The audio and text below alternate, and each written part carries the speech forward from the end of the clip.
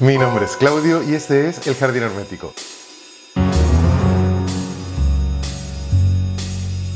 Hoy nos vamos a adentrar en una de las obras más interesantes de la cultura nipona. Escrita hace más de 1000 años, sigue desafiando lo que nosotros consideramos una novela. Estamos hablando del Genji Monogatari, o conocida en español como la novela de Genji. Volumen 1 y volumen 2, compuesta por Murasaki Shikibu a comienzos del siglo XI. En sus 54 capítulos tiene una vasta narración que traza la vida de Hikaru Genji, el príncipe resplandeciente. Una existencia marcada por la belleza, el talento artístico, una sensibilidad extrema y se despliega una red de amores complejos, pérdidas y ambición. Entonces hoy día vamos a investigar esta arquitectura monumental de los que por muchos es considerada la primera novela de la historia. La semana pasada hablé con ustedes sobre la vida de Murasaki Shikibu, así que no la voy a repetir en este video, y también hablé de los diarios de la dama Murasaki, una obra delicada y preciosa. Si quieren ir a verlo voy a dejar acá el enlace en la caja de descripción. Como les acabo de comentar, esta novela está dividida en 54 capítulos. En general, la crítica la ha entendido en 3 grandes bloques: la juventud y la madurez de Genji del capítulo 1 al 33, su declive y muerte del capítulo 34 al 41 y los capítulos llamados Uji del 45 al 54. Además de,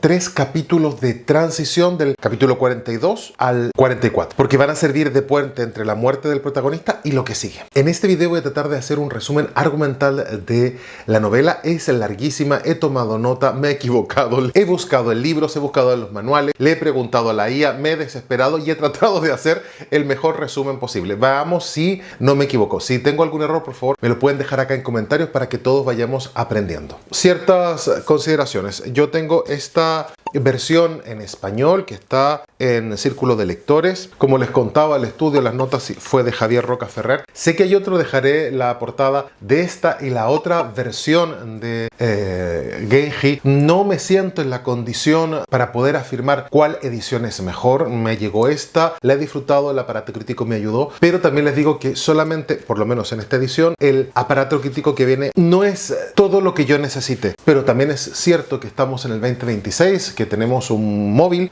un celular, que podemos buscar en internet los datos que necesitamos para crearnos el imaginario, y seguramente me habré equivocado muchísimo a la hora de juzgar ciertos elementos que por el paso del tiempo yo no entiendo de la misma manera como se podían entender en el siglo XI en la corte Heian en Tokio. De todas maneras, aún así, es una obra que disfruté muchísimo y que recomiendo. Si tienen tiempo y tienen ganas, creo que lo van a pasar estupendo, sobre todo si quieren conocer una obra delicada, profunda y que no tiene respuestas sencillas. Los primeros capítulos de la novela van a tratar de la vida temprana, los amores, los éxitos y los fracasos de nuestro protagonista, Genji. Personaje ficticio, pero que se haya profundamente enraizado en las costumbres cortesanas de la época Heian, del que les hablé en el video pasado. De todas maneras, les puedo contar que Genji desde su nacimiento está predestinado a tener una vida excepcional. Es hijo del emperador, concebido por su concubina favorita, la señorita Kiritsubo, pero le faltan los apoyos familiares fuertes y tiene envidia de las demás damas del palacio, lo que va a marcar desde temprano su biografía. La madre de nuestro protagonista muere cuando él era pequeño, lo que va a provocar en el emperador un debilitamiento por una tristeza permanente, un duelo constante, lo que va a hacer que se debilite la línea de sucesión a Genji. Por razones políticas y para evitar las tensiones oficiales, el hijo mayor de otra concubina, Lady Kokiden, el emperador decide alejar a Genji de la línea imperial, confiriéndole el apellido del clan Genji, los Minamoto, reduciendo así su estatus en la corte imperial, aunque de todas formas conserva una posición de prestigio igualmente. Este acto va a configurar esta ambivalente tensión que impregna toda la primera parte de la novela, porque Genji es amado por su padre, amaba mucho a su concubina y después amó por supuesto su retoño y quería mucho a su hijo, pero por razones y tensiones políticas es desplazado de la sucesión de poder. A medida que va creciendo nuestro protagonista, se va revelando como un personaje con una belleza excepcional, con sensibilidad y aptitudes artísticas fuera de la normal, cosas que en la época eran códigos que granjeaban simpatía en la corte. Claro, y esto también hacía que muchos tuviesen envidia y sintieran recelo por este joven príncipe tan bello y tan talentoso. Estos primeros capítulos también van a trazar varios amoríos y relaciones afectivas que, lejos de ser solamente un decorado, van a mostrarte cómo maneja la tensión amorosa y lo que ocurría con eso dentro de la corte Heian. Por eso es importante que entre los primeros afectos de Genji estén mujeres de diversas posiciones sociales, también de diferentes temperamentos. Por ejemplo, es importante el matrimonio con la dama Aoi, que es hija de un venerable ministro, lo que va a hacer que Genji mantenga una posición importante en la corte, pero que la relación entre ellos sea bastante fría y distante. Por otro lado, la atracción que siente por la dama Fujitsubo, que entra al servicio del emperador y que tiene un parecido con su difunda madre, y todo el complejo de Edipo y todo de lo que ahí podemos rascar, que es fascinante al mismo tiempo. Cosa que además va a ser muy interesante porque se va a volver una suerte como de amor prohibido, ¿no? Pero este vínculo que es clandestino, de alguna manera también va a ser muy trascendente por la trama posterior de la obra, porque de él nace el futuro emperador, Retsei, cuya verdadera paternidad se mantendrá en secreto y solo conocerán unos pocos. Y de esta manera Genji lo verá crecer como si fuera un hermano, sin poder revelar jamás la verdad. Simultáneamente, estas dos relaciones tiene otras que le van a enseñar otras vertientes de las relaciones humanas. Por ejemplo, la dama Yugao, una mujer muy delicada, muy hermosa, pero que muere prematuramente porque es víctima del ataque provocado por un espíritu, el espíritu de la dama Rokujo, lo que va a relacionar el deseo con la fatalidad. La muerte de Yugao va a emocionar muchísimo a Genji y va a anticipar ese tenor melancólico que nuestro protagonista tiene. Y también va a estar en consonancia con el profundo sentido budista de la obra, que tiene que ver con la transitoriedad de la existencia y el rechazo al apego. Un episodio decisivo en la obra es la aparición del personaje más interesante, según mi punto de vista, que es Murasaki no Ue, una niña de 10 años, sobrina de Fujitsubo, cuya belleza y linaje remiten a su amor prohibido. Es también evidente la relación que hay entre Murasaki Chikibu, escritora, y este personaje. De hecho, como comenté en el video anterior, al parecer a Murasaki no tenemos su nombre real y la denominaban por este personaje, ¿no? La gente que conocía la obra, Murasaki era famosa y se demoró algunos años en terminar esta obra, la gente la identificó con esta niña y la empezaron a llamar por este apelativo. Bueno, volvamos. Genji, fascinado por el parecido de Murasaki con la persona que deseaba, decide tomarla bajo su protección, educarla y formarla según el ideal femenino, acto que hoy puede leerse de manera muy problemática, pero también responde a una época y a una sensibilidad, ¿no? La idea era educarla en los valores de la corte Heian, la estética, la belleza, que tenía unos valores muy particulares en esa época. Y de hecho, con el tiempo Murasaki se va a transformar en el gran amor de Genji, la mujer que más va a significar en su vida, aunque esta relación, lo que de alguna manera también me tranquilizó cuando estaba leyendo la obra, no se va a consumar hasta el final. La primera parte de la obra va a terminar con un giro en la fortuna de Genji, a raíz de las intrigas en relación con los amores que había mantenido, los amores ilícitos, en particular con una affair que había tenido con una consorte del emperador, además de la posición delicada que tenía en la corte. Bueno, lo cierto es que va a terminar en exilio. Va de Kioto, la capital de ese minuto de la corte Heian, y lo mandan a la costa de Suma, cerca de la provincia de Akachi. Este destierro va a durar alrededor de 2 años y va a funcionar de alguna manera como un proceso iniciático. Lejos de los brillos de la corte, tiene que realizar una introspección y reconocer quién es él. Debe confrontar nuevos espacios, conoce a la dama Akachi, con la que tendrá una hija, reflexiona sobre su lugar social y sobre su vida espiritual. Finalmente, nuestro protagonista va a ser perdonado y va a poder regresar a la corte Heian, donde en un cambio de su fortuna va a comenzar un ascenso en la escala social sin precedentes. Hasta esta parte de la novela, Murasaki Shikibu nos va a presentar el mundo de la corte, con mezcla exquisita de imágenes del mundo cortesano, de sus rituales, de sus usos, de sus costumbres, y además vamos a conocer el perfil psicológico de los personajes, con diálogos que me parecieron tremendamente modernos. Insisto, estamos en una obra que tiene pues 900 años, 1000 años,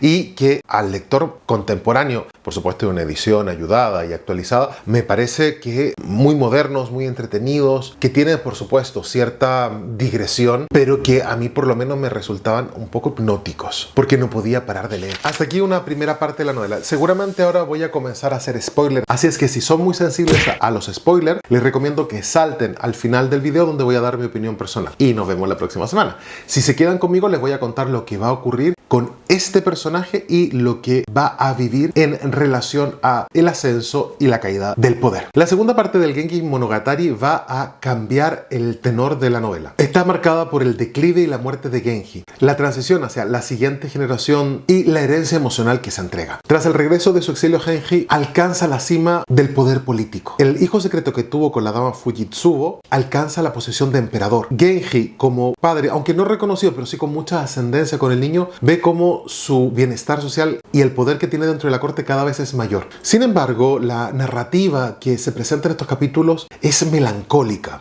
La dama Murasaki, que es el gran amor de Genji, cae enferma y muere, que es un acontecimiento profundamente demoledor para nuestro protagonista. Y nuevamente va a simbolizar esa decadencia y esa impermanencia que todo lo creado tiene, ¿no? Todo lo que ha sido creado tiene que en algún minuto desaparecer, incluso él, incluso la corte Heian. Y eso le provoca una profunda pena. De hecho, tras esta pérdida, Genji va a vivir un proceso de retirada gradual de la corte y de la vida cortesana, hasta que finalmente en el capítulo 41 nuestro protagonista va a morir sin la compañía de los que fueron más importantes en su existencia. Tras la muerte de Genji, en los capítulos 42 al 44, que va a ser como puente entre la historia de Genji, que es el título que le da a la novela, pero lo que va a ocurrir después, ¿no? Esta última parte que ya no tiene que ver con Genji, sino tiene que ver con la siguiente generación. Aquí vamos a tener dos figuras muy importantes. Nyou, que es nieto de Genji, es el hijo de su hija, la emperatriz, y que va a encarnar ese carisma y esa sensualidad del linaje de Genji, y a Kaoru, quien el mundo reconoce como el hijo de Genji, pero que en realidad es el fruto secreto de una relación ilícita de su madre con otro hombre. Kaoru va a ser un personaje de una personalidad atormentada, constantemente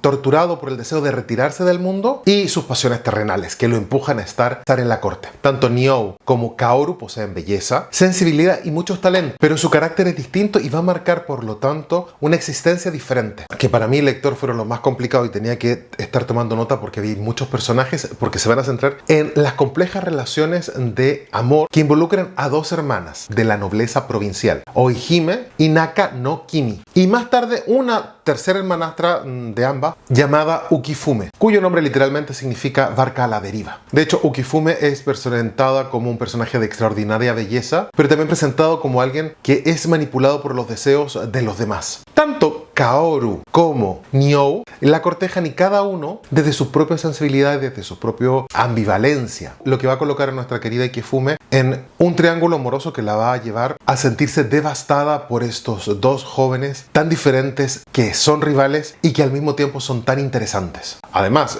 dentro de las rígidas normas sociales, Ukifume no encuentra salida a este triángulo amoroso y de hecho intenta arrojarse al río Uji. Y aunque sobrevive, la narración nos cuenta cómo termina refugiándose en la vida religiosa, como una respuesta, una salida para terminar con esa sensación de ser siempre deseada, y que en el monasterio budista va a encontrar un espacio para ser ella y dedicarse a la contemplación y a la trascendencia. Es muy bonito porque su historia no va a terminar de la manera más tradicional, no van a terminar todos felices, va a terminar de una manera melancólica y una crítica también silenciosa a las estructuras de poder que hay en la corte Heian, que tiene mucho que ver también con el carácter de la novela, que por un lado nos está haciendo una descripción minuciosa de esa vida, pero también poniendo muchas pullitas a lo que Murasaki consideraba que era un espacio muchas veces opresor y que no dejaba libertad a las personas que participaban en los ritos y en la vida cotidiana en la corte. Los últimos capítulos de la novela nos van a presentar un entramado que va a separarse de estas historias y va a explorar un tejido tal vez más complejo psicológicamente, históricamente, porque tiene un punto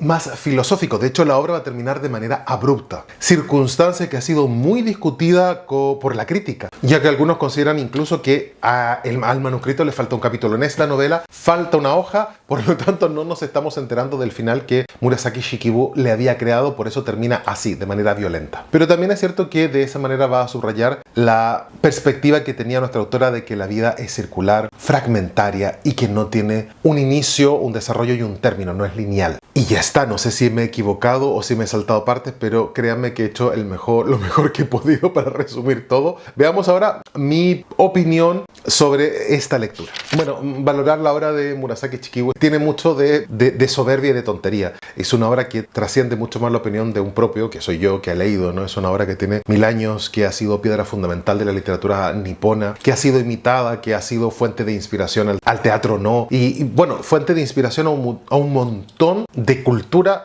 japonesa, no solamente clásica, sino que llega incluso hasta el anime, o al manga, o las manifestaciones culturales más contemporáneas. Lo que sí puedo decir que desde por lo menos 3 planos la escritura de Murasaki Shikibu es maravillosa y que su legado no resulta indiferente a nadie. Porque en el plano literario va a hacer cambios fundamentales, en el plano simbólico la obra va a tener muchísimo peso y va a estar llena de elementos que, bueno, necesitas un aparato crítico para entenderlo, pero lleno de guiños para entender las críticas que está realizando en la época y por supuesto la irrupción femenina en la literatura, es decir, que sea una escritora. Ciertamente en la época era más normal que las mujeres llevaran este tipo de literatura, pero bueno, ya llevaban los libros de la almohada, literatura como más cercana al diario de vida o a los poemas waka, y Murasaki se atrevió a escribir una obra grande, una obra que no tenía ese cariz de reflexión menor, sino una obra de arte mayor, y eso que lo hiciese una mujer en esa época me parece absolutamente valorable. Y como comenté en el video anterior, también la postura política. Murasaki lo tenía muy claro, ya no iba a escribir en chino, que era lo que se esperaría de una obra importante, ¿no? Que coja la lengua extranjera, que era la lengua del conocimiento, y la utilice. Ella no va a privilegiar utilizar el japonés, aunque Murasaki era versadísima en los clásicos chinos, pero tiene que ver con un gesto revolucionario y cultural. Yo quiero contar mi historia, la cultura, la historia de mis experiencias, y la voy a contar en mi idioma. Lo que hace es legitimar el japonés para hablar de temas importantes, temas psicológicos, temas sociales, de una complejidad moral y de una sutileza estilística increíble. También es muy interesante desde el punto de vista formal. Como ven, incluso hacer el resumen de una obra tan extensa fue muy complicado, porque yo no es que sea experto en literatura japonesa. Esto me lo he leído el prólogo y las notas que ha hecho Javier Roca Ferrer, que me ha ayudado un montón. He tratado de investigar en algún manual de literatura, de los que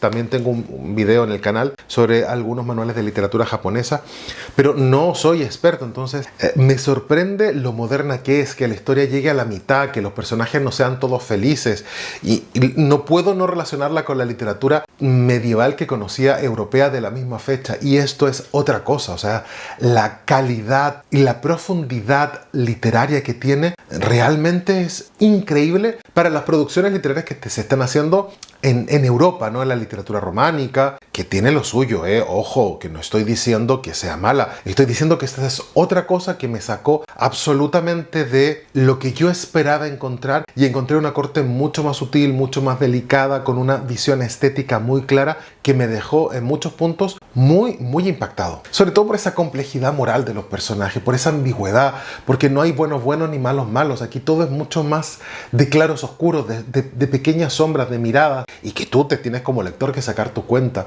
y eso es profundamente moderno. Para terminar, por favor, quiero destacar esa sutileza que tenía Murasaki Shikibu en la hora de escribir. Esas imágenes, nada con ese dramatismo excesivo, no es nada efectista, no está nada pensado para que tú como lector te quedes así, ¡oh! No, acabo hace poco de leer El Conde de Montecristo, y claro, ahí era una obra efectista, ¿no? Dumas nos está llevando para un lado, para de pronto, ¡fua! Y mira, y tú, ¡ah! Todo es como, Dios, la revelación. Aquí no, aquí son pequeñas miradas, pequeños gestos, esa economía expresiva para decir tanto con muy poco, tan propio de la literatura nipona, que a mí me dejaba patitieso muchas veces con la novela en la mano, pensando, wow, ¿cómo expresa tanto en una sola mirada, en un solo gesto? Cosa que va a atravesar toda la literatura japonesa hasta la literatura más moderna. El Genji Monogatari no es simplemente una novela de intrigas palaciegas y de amoríos extraños en la corte Heian. Es más bien una exploración al deseo, al poder, a la memoria y a la herencia emocional que de generación en generación parece que a través de nuestras venas va pasando a los hijos de nuestros hijos. Lo bonito es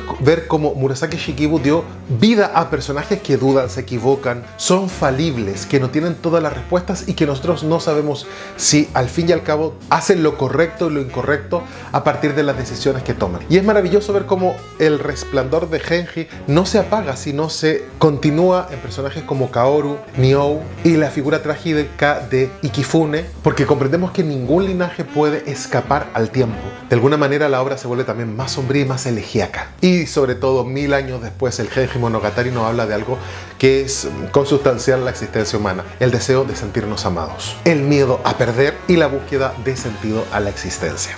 Si tienen cualquier comentario, por favor me lo dejan aquí abajo, siempre estoy encantado de leerlos y apenas puedo les respondo. También recuerden seguirme en mis redes sociales, en Instagram, en TikTok y en Goodreads, que es una extensión del canal. También pueden darle a la campanita, darle like y suscribirse, y por supuesto compartir a las personas que les pueda interesar estas reflexiones sobre esta obra literaria. Y como siempre les digo, nos vemos la próxima semana. Mi nombre es Claudio y este es El Jardín Hermético.